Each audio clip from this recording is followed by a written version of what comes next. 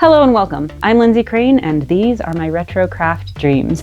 Today I wanted to work on a vintage needlepoint kit with you. This is a Caron needlepoint kit from 1976, number 4608, ice cream cone, and it even includes a frame. And when I first decided to do this project as a video, I thought it was going to be a great opportunity to share with you how to complete a needlepoint project from first stitch all the way to final framing. However, once I got into it and had a look at the instructions to see what might be in store, this is all I found. There's a back, but yeah, it's not much. So turns out this kit's instructions do not show you preferred methods of doing a needlepoint project. It kind of goes the cheap and dirty, quick and easy route. And you might even notice that the section on sorting through the yarn is honestly a little bit longer than the section on framing. And it also wants me to do a half cross stitch instead of one of the other tent stitches, which are typically preferred in needlepoint. And usually I would actually decide to toss these instructions aside and do it in my preferred manner. However, I started thinking about it and realized that there are actually times in which it may be better to follow the instructions in a vintage kit. Otherwise, you might end up a creek without enough yarn. So I'm going to follow the instructions the way they want me to, but I am going to look for opportunities to deviate. And as I work through this project today, I'm going to discuss just a little bit why you typically don't want to do a half cross stitch in a needlepoint project, and why sometimes you actually might have to. So let's make some ice cream. Let's just get in here and see what we're working with. Here we have the yarn, and not a lot of colors to work with. And the yarn is 100% acrylic. The frame is very plastic, but nice and sturdy. Only 2 clips. We'll see how that'll work. And then here is the design. Oh, it's much easier to see on camera than in person. And then for the instructions, we have one single page. It only uses 2 stitches. Here it has the half cross stitch for the tent stitch, not a continental or basket weave. And then we've got straight stitches, which are just for the lines on the cone. I had really hoped that this was going to be yeah, a little bit more involved, but it's really not. So we're going to take the easy way here. All I need to do is decide if I want to put this in a frame while I stitch, or do it even more quick and dirty by just holding it in hand. It is small enough that I could do that. Now I had considered replacing some of these colors because it is pretty boring and basic. I had considered trying to do different stitches, and to do that I would need to replace the yarn, but because my needlepoint yarn stash is all wool and this is acrylic, I'm not going to mix the two, and I did want to at least use some of this yarn on that. So we're just going to do it like it says and see how it turns out. Yeah. They're also all very short pieces. And yeah, it does say use yarn in kit as it comes without separating. So although this isn't wool, it is a Persian yarn, which means it has 3 very obvious strands. They're barely twisted together. Usually you do separate these strands, but on this one it doesn't want me to. So half cross, this should be easy enough.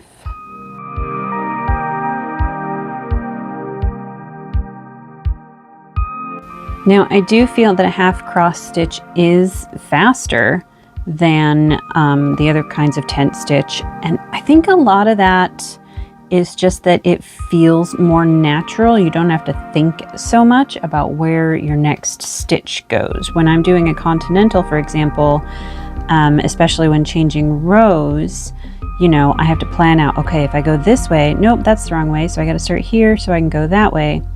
And it's just that little extra bit of thinking that does seem to make it take a little more time. However, you can already see, well, you can see through it a little bit more.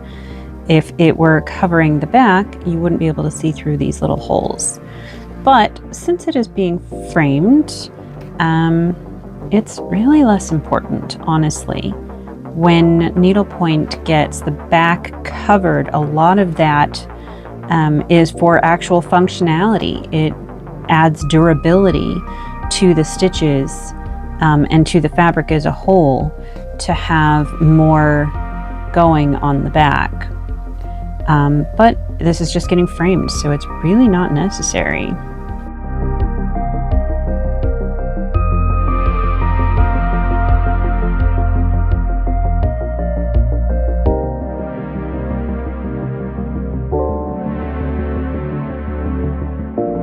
You can also see it's a little thicker there where my tail is. That kind of gives you a little bit of an indication, a clue as to how more yarn on the back adds coverage on the front. Of course, those stitches are also just thicker because they're going around more material, but you can kind of see how the gaps between the stitches are filled in a little more as well. Also, I do think having these tails buried here makes the half cross stitch look a lot more uneven from the front than one of the other tent stitches likely would.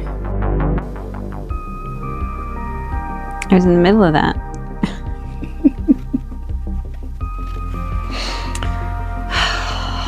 On your head then. There's ice cream on your head.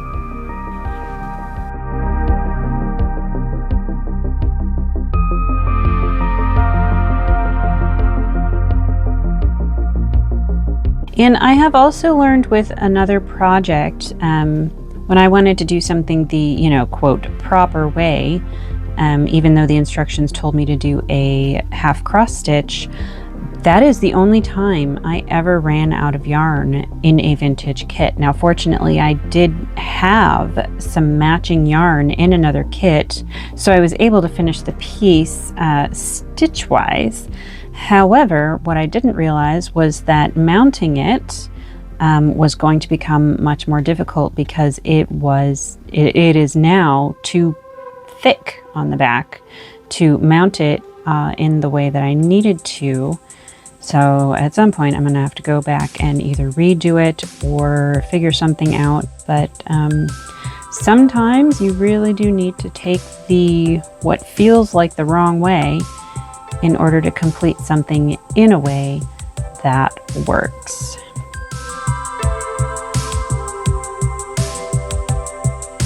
Yep, definitely easier to bury tails in a continental stitch than a half cross. There we go. You can also switch to a thinner needle just for that.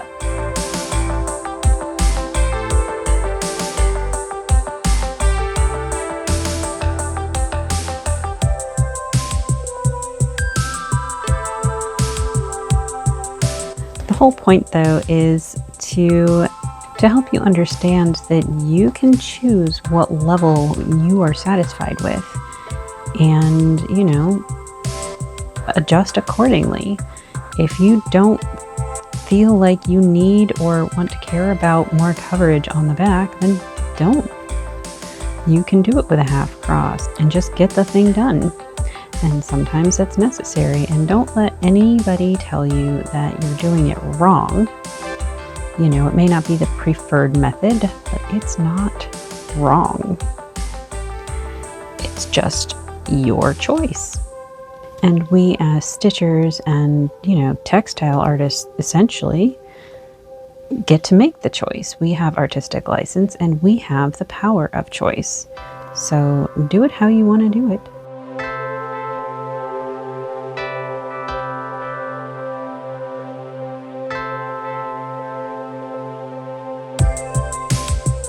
I think, if anything, I might like to try and do a different background stitch instead of doing a tent around the ice cream, but we'll see. Okay, I have the ice cream done. I am ready to do the background. I am a little disappointed in myself for not taking a risk and doing it in a continental stitch because I may very well have had enough yarn. But I do sometimes like doing a different background, and I'm kind of partial to the Scotch stitch. So what I think I'm gonna do is a little test. I'm going to kind of do a couple blocks of the Scotch stitch and see how much yarn that used up. And then I'm going to try covering the same area in the half cross stitch that the kit recommends and see how much yarn that uses up. Now, either way, I'm going to end up having to undo something, but I think it will be kind of a nice test. And I wish I had done that to begin with because I have like all this, which doesn't look like a lot, but that might have been enough of the it might have been enough. However, I have another idea. Even if I can't change the background stitch on its own, I have this much pink and red left, and I have an idea for a way that I can embellish the background so that at least I can switch it up a little bit. So I'm going to start by doing a little length test before I get to stitching the background. I have done a 6x6 square in a Scotch stitch of some variety and a 6x6 square in half cross stitch using identical lengths of yarn with a pretty identical length of tail. And hang on, there is maybe an inch or half an inch of difference with the half cross being using less yarn, which, you know, we knew it would. The question is, does it use so much less yarn that I can't complete the whole thing with this quantity? So I'm gonna ponder it for a little while. Either way, I need to mark out the edges. So I'm going to go ahead and do that first. I'm going to mark out the edges of my background so it fits nicely in the frame and so that I have the ice cream cone nicely centered. I'm not going to go off of these marks. It occurred to me after my first test that these Scotch stitches are actually puffier than they need to be, and I don't need to use all 3 strands. I can do it in just 2. So here's my new test: alternating columns of the Scotch stitch using 2 strands and 2 columns of the half cross using 3 strands.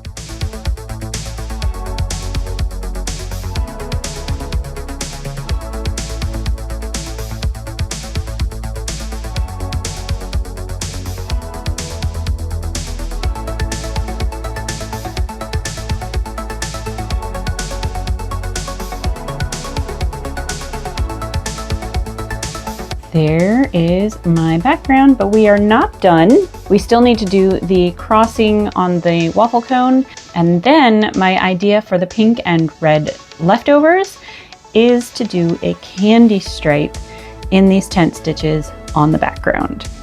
So let me bury this thread and we will finish this up lickety-split.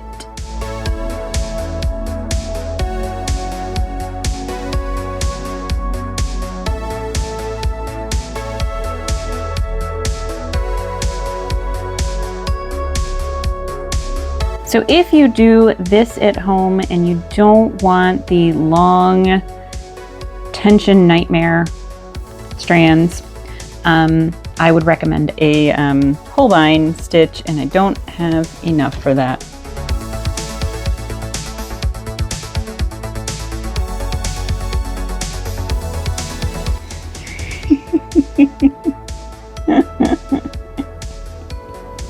My hands are busy right now. And I don't think you want a needle in your ear.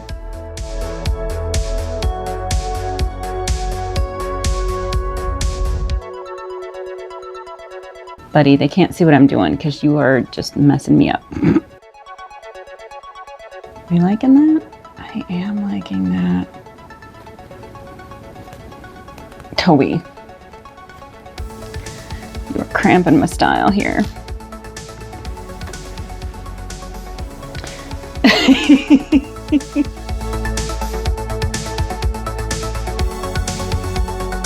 think what I'm going to do is not cut these off, just in case at some point in the future I decide to like do a better job.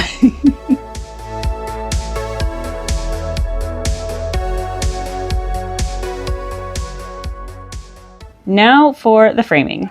Let's just have a quick peek at how that might look. It's gonna be so cute! We'll have a look at these instructions. Center the design on a piece of stiff cardboard cut to 3 7/8 of an inch by 4 7/8 of an inch. It does have this piece of cardboard that it included as a backing just in the package, but this is what I'm gonna use because it is handy. And I'm going to make sure that the white side is what is behind my picture. So the next part of my instruction, turn edges of canvas to back and tape to cardboard with masking tape. That's it. That's the whole mounting instruction. Now, because I am not cutting these off, I'm just gonna kind of neatly pile them in. These at the end, I'm going to tuck all the way around. I can fold this straight along one of the meshes, like so. And I can put in a crease, very sturdy crease, just with my fingers and slip that in. I'm gonna tape that down because that's what it says to do. That's what it told me to do. But you know, it seems to work. So now the next step is to place in frame and fasten at top and bottom edges of opening with the clips provided. So you can see how it does make a difference that it's not stretched. It would be ideal if it were stretched. All right, and then we've got these clips. Let me open it first. I'm not entirely sure how these are supposed to work. So what does it say? It just says place in frame and fasten at top and bottom with edges of opening with the clips provided. Be sure clip prongs are to the inside to hold cardboard securely in place. I don't know how these are supposed to work. How does this work? Oh, I get it. Okay, I think this goes on that. There we go. Okay. There it is. Really is in need of some blocking, but it's still pretty cute.